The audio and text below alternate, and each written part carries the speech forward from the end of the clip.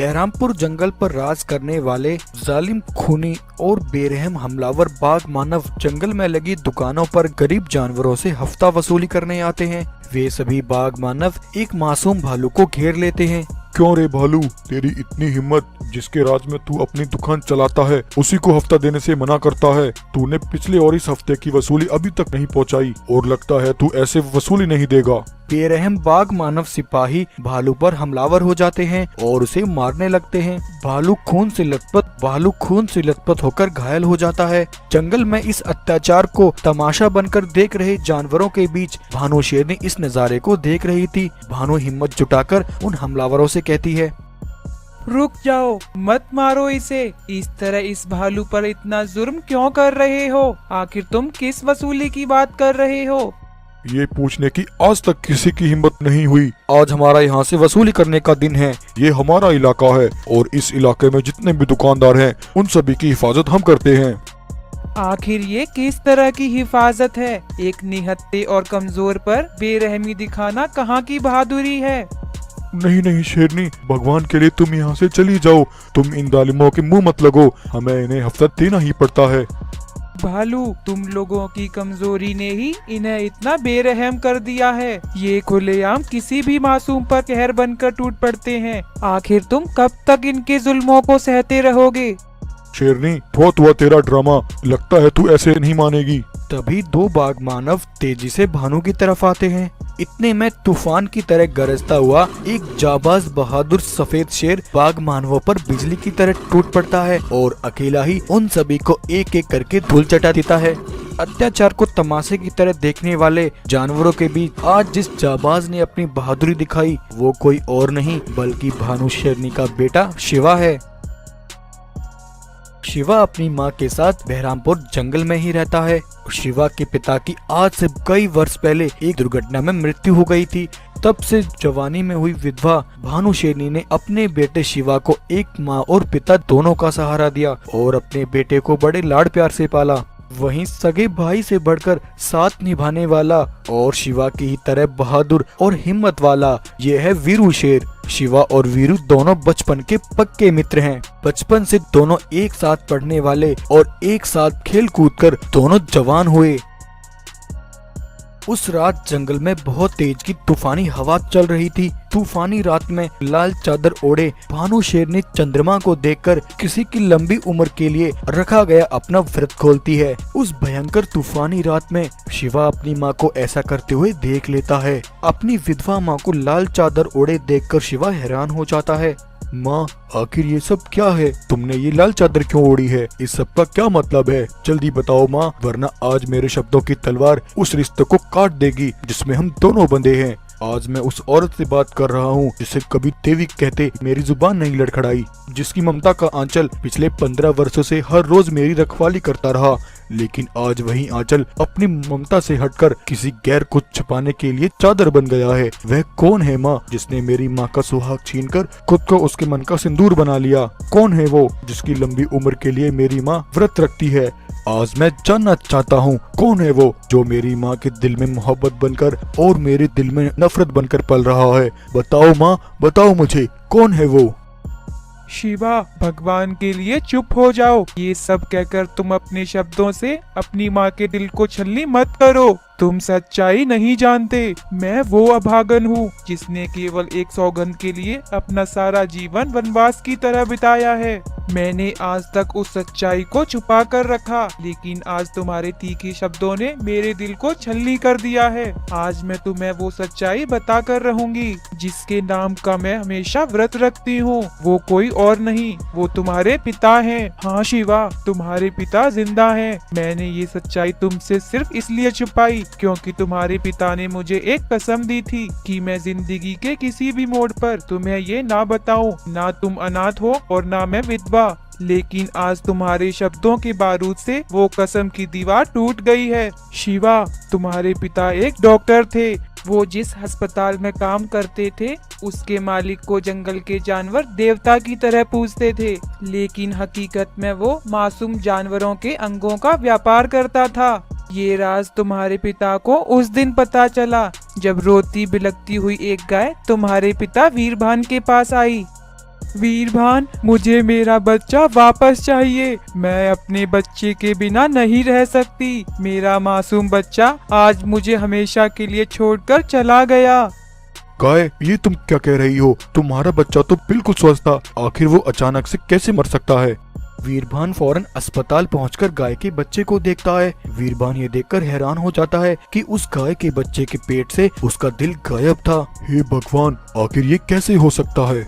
तभी वीरभान के पीछे से एक आवाज आती है। देख क्या रहे हो वीरभान? उस गरीब गाय के बच्चे का दिल अब एक अमीर बाप की औलाद में धड़क रहा है और ऐसा करने के बदले हमें 2 लाख रुपए मिले हैं। सोचो वीरभान, ये पैसा तुम्हारा भी मुकद्दर हो सकता है अगर तुम मेरे साथ हाथ मिला लो। ये सुनकर वीरभान के होश उड़ जाते हैं। उसे तेजा की बात पर बहुत गुस्सा आता है। वीरभान तेजा पर हमला करता है और उसे घसीटता हुआ राय बहादुर के पास लेकर आता है। गौर से देखिए महाराज, ये वो सफेद पोशाक कसाई है जो पैसे की आग में लाशों का कारोबार करता है। आपके अस्पताल को इसने मौत का अड्डा बना रखा है।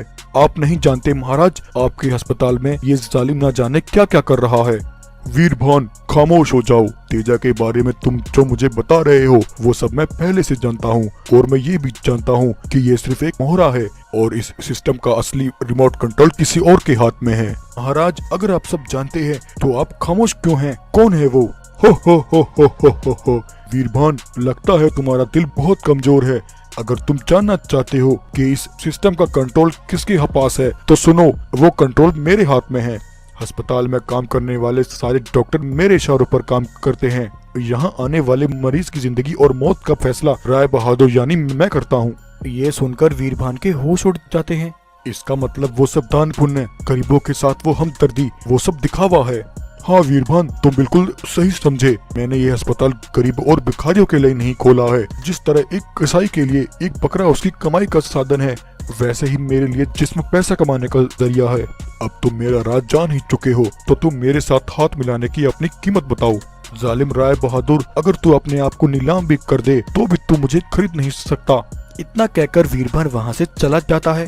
तेजा, इस पर थोड़ी नजर रखो, हमें इसकी जुबान बंद करनी होगी। अब एक दिन राय बहादुर के सिपाही वीरभान को अकेला पाकर घेर लेते हैं। राय बहादुर वीरभान को हमेशा के लिए अपनी जेल में लाकर बंद कर देता है। इस तरह बेगुनाह वीरभान राय बहादुर का कैदी बन जाता है। वहीं दूसरी तरफ जंगल के गुस्साए जानवर भानु शेरनी और उसके बच्चे को मारने के लिए उस पर टूट पड़ते हैं। भानु अपने बच्चे को बचाने के लिए उसे लेकर एक दूसरे जंगल में आ जाती है। एक दिन भानु शेरनी राय बहादुर के सिपाहियों से छिपकर वीरभान से मिलने आती है। भानु, तुम भगवान के लिए हमारे बच्चे को लेकर यहाँ से कहीं दूर चली जाओ।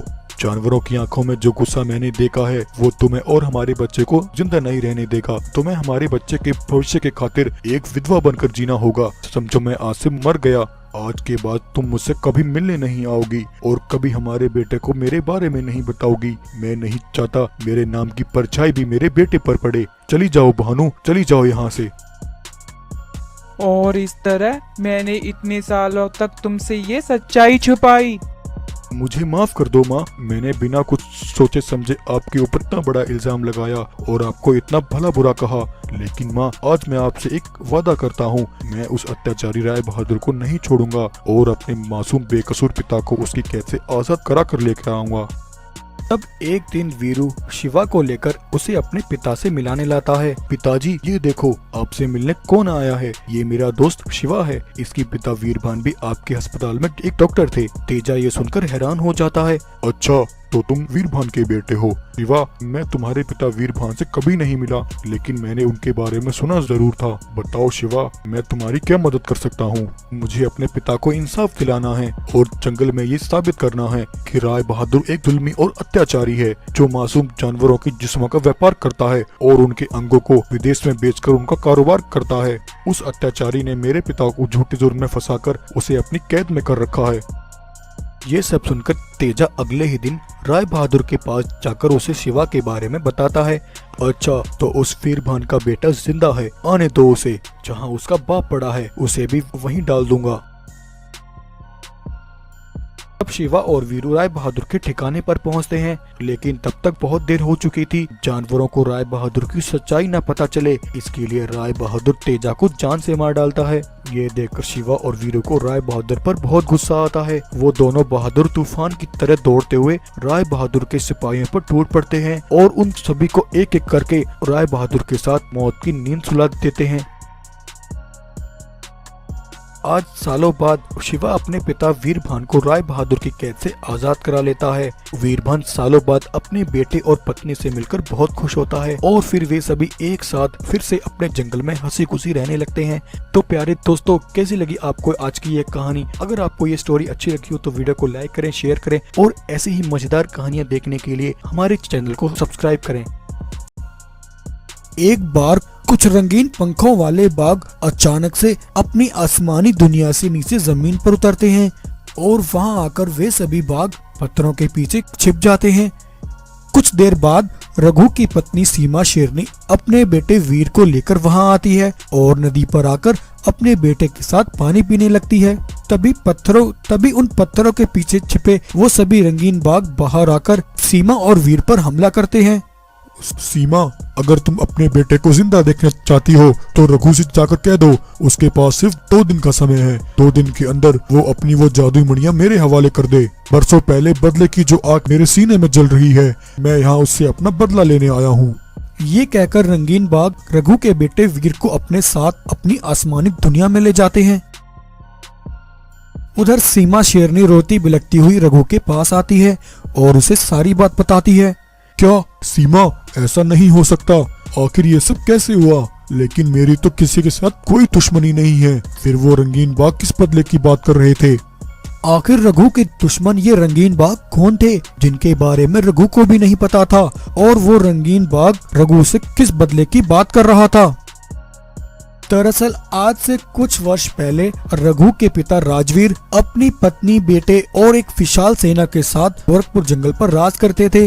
राजवीर के पास कुछ जादुई मणियां थीं, जिनके अंदर ब्रह्मांड की सारी शक्तियां शामिल थीं। राजवीर अपनी उन मणियों से ताकत इकट्ठा करते थे और उनकी ताकत से जंगल के जानवरों की रक्षा करते थे। वहीं उनके जंगल से कुछ किलोमीटर दूर एक दूसरे जंगल में कांचा नाम का एक लालची और जालिम बाघ जानवरों की मंडी लगाता था और जंगल के गरीब मासूम जानवरों को मामूली से सिक्के पैसों के लिए उन्हें बेच दिया करता था। कांचा का एक बेटा था जिसका नाम शेरा था। कांचा हर रोज अपने बेटे को अपनी मंडी लेकर आता और उसे अपने इस अवैध कारोबार की ट्रेनिंग देता। बेटा, ध्यान से देखो, मुझसे पहले मेरे पिताजी इस कारोबार को संभालते थे। उनके जाने के बाद इस कारोबार को मैंने संभाला। अब मेरे बाद तुम्हें इस कारोबार को आगे तक लेकर जाना है। छोटा बड़ा, कमजोर, लाचार, कैसा भी जानवर हो, हर किसी की इस बाजार में एक कीमत है। जितने ज्यादा जानवर उतना ज्यादा पैसा। एक बार कुछ बाघ मानव कांचा से कुछ जानवर खरीदकर अपने जंगल ले जा रहे थे। तभी रास्ते में उन जानवरों में से एक गाय गाड़ी से नीचे गिर जाती है। गाय मुश्किल से जैसे तैसे खड़ी होकर भागती हुई रघु के जंगल आती है और वहां आकर रघु को अपनी सारी कहानी बताती है। महाराज, पास के जंगल में हम मासूम जानवरों पर बहुत जुल्म हो रहा है। कांचा नाम का एक जालिम बाघ वहाँ सालों से जानवरों की मंडी लगाता है और चंद सिक्कों के लिए हम जानवरों को गुलामी करने के लिए बेच देता है। हमारी मदद कीजिए महाराज, हमारे बच्चे और परिवार उस जालिम की कैद में हैं। गाय की बात सुनकर रघु हैरान हो जाता है। अरे गाय, ये तुम क्या कह रही हो? इतने सालों से ये अवैध कारोबार चल रहा है और मुझे इसकी खबर तक नहीं है। गाय, तुम परेशान मत हो, मेरे होते हुए ऐसा नहीं हो सकता। तुम मुझे उस जगह पर ले चलो जहाँ वो अत्याचारी इस कारोबार को कर रहा है। तब गाय रघु को लेकर दूसरे जंगल उस जगह लेकर आती है जहाँ कांचा अपने सिपाहियों के साथ जानवरों की मंडी चला रहा था। राजवीर कांचा के पास गया। देखो, तुम जो कोई भी हो, इन गरीब और मासूम जानवरों को जबरदस्ती नीलाम करना अवैध है और ये जंगल के कानून के खिलाफ है। मैं तुम्हें हुक्म देता हूँ, तुम इस अवैध काम को इसी समय बंद करो और इन मासूम जानवरों को इसी समय आजाद करो। हो, ये मेरा जंगल है और तुम मेरे ही जंगल में आकर मुझे ही धमकी दे रहे हो। तुम्हारी भलाई इसी में है कि यहाँ से निकल जाओ, वरना मेरे सिपाही तुम्हारी बोटी बोटी नोच डालेंगे। ये सुनकर राजवीर गुस्से में आ जाता है। वो मन ही मन सोचता है, अगर मैंने यहाँ इसके सामने अपनी जादुई मणि की ताकत का प्रदर्शन किया तो इन्हें मणि के बारे में पता चल जाएगा। ये सोचकर राजवीर चुपचाप वहाँ से वापस लौट जाता है। कांचा उस गाय को वापस से बंदी बना लेता है। आधी रात जब कांचा के सारे सिपाही सो रहे थे, तब राजवीर दबे पांव वहां आकर अपनी जादुई मणि की शक्तियों से सभी कैदी जानवरों को आजाद कर देता है और उन सभी को अपने साथ वहां से निकाल लेता है। लेकिन उस रात उसे ऐसा करते कांचा का एक सिपाही देख लेता है। सुबह जब कांचा देखता है कि उसके सारे जानवर कैद से फरार हो गए हैं, कांचा गुस्से से पागल हो जाता है। आखिर किसने ऐसा किया? कौन ऐसा कर सकता है? जिस किसी ने भी ये किया है, मैं उसे जिंदा नहीं छोड़ूंगा। तब कांचा का सिपाही उसने रात में जो कुछ देखा वो सब कांचा को बताता है। क्या सिपाही, ये तुम क्या कह रहे हो? इसका मतलब वो राजवीर कोई साधारण शेर नहीं है। हमें उसकी मणियों के बारे में पता न चले, इसलिए वो कल मेरे सामने मेरी धमकी सुनकर चुपचाप वहाँ से लौट गया था। वो राजवीर मेरे कैदियों को यहाँ से भगा कर ले गया है। पहले मैं अब उससे उसकी वो सारी जादुई मणियां हासिल करूंगा, उसके बाद मैं उन जानवरों को भी नहीं छोड़ूंगा। ऐसा कहकर कांचा अपने सिपाहियों को लेकर राजवीर के जंगल पहुंचता है और वहां जाकर उन पर हमला कर देता है। जब राजवीर को ये पता लगता है, तब राजवीर अपनी मणि की शक्तियों से कांचा और उसके सारे सिपाहियों पर हमला करके उन्हें बुरी तरह जख्मी कर देता है। एक सिपाही कांचा की लाश को लेकर उसके बेटे शेरा के पास गया। शेरा अपने पिता की लाश को देखकर हैरान हो जाता है और रोने लगता है। चुप हो जाओ बेटा, ये वक्त रोने का नहीं है। जिसने तुम्हारे पिता का ये हाल किया, तुम्हें उससे उसका हिसाब लेना है। कितनी ही पीढ़ियां क्यों न बीत जाएं, तुम्हें इस बदले की आग को अपने अंदर जलाए रखना है। उस राजवीर ने अपनी मणि की ताकत के घमंड में चूर होकर मेरे सारे सिपाहियों को मार डाला। तुम्हें उससे उस मणि को हासिल करना है और मेरी मौत का बदला उससे जरूर लेना है। इतना कहकर कांचा वहीं मर जाता है। तो इस तरह उस दिन से कांचा के बेटे शेरा ने राजवीर को अपना दुश्मन मान लिया था। शेरा बदले की आग में दिन रात जलता रहा और बड़ा होकर उसने अपनी एक सेना तैयार की। लेकिन इसी बीच उसे एक दिन खबर मिली कि उसका दुश्मन राजवीर अब इस दुनिया में नहीं रहा। और उसी दौरान राजवीर का बेटा रघु भी अब जवान हो गया था। अपने पिता के जाने के बाद रघु ने उन जादुई मणियों के साथ अपने जंगल को संभाला। वहाँ जंगल में रघु इस बात से बिल्कुल अनजान था।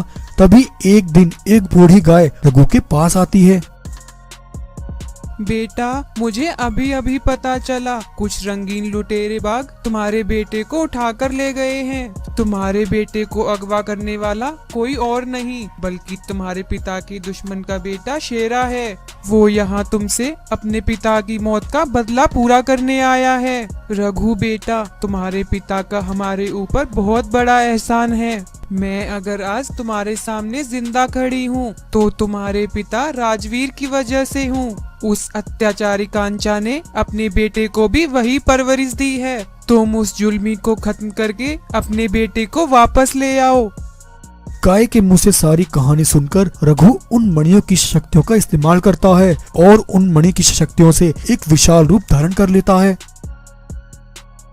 तब विशाल रघु शेरा के जंगल जाकर उन सभी लुटेरे बागों पर हमला करके उन्हें अपनी आग से जला डालता है और अपने बेटे वीर को आजाद करा लेता है। तो कैसी लगी आपको आज की ये कहानी? अगर आपको ये स्टोरी अच्छी लगी हो तो वीडियो को लाइक करें, शेयर करें और ऐसी ही मजेदार कहानियां देखने के लिए हमारे चैनल को सब्सक्राइब करें।